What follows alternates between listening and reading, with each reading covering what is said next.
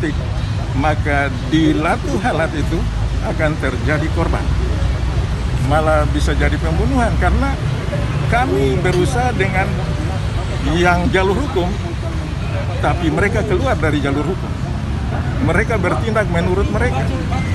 Tetapi kami tetap ikuti peraturan sampai saat ini.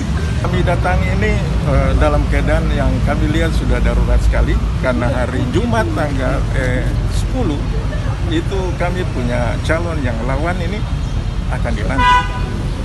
Nah, dengan demikian kami datang dalam bentuk jumlah yang besar ini itu karena yang satu, kami mau usaha mencegah jangan sampai terjadi konflik besar di negeri.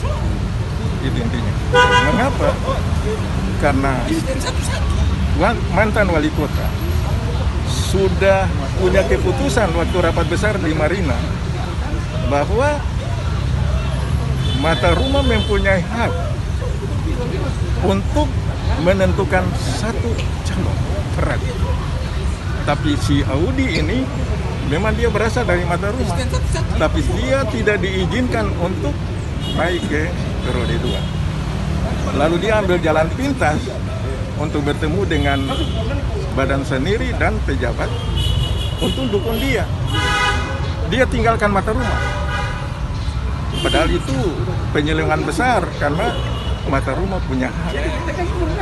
Dia tinggalkan lalu dia kerjasama dengan badan sendiri dengan pejabat untuk naik di atas. Dan mereka mempergunakan kesempatan ini karena pejabat yang baru ini kan belum tahu apa-apa. Terima kasih sudah nonton. Jangan lupa like, subscribe, dan share ya.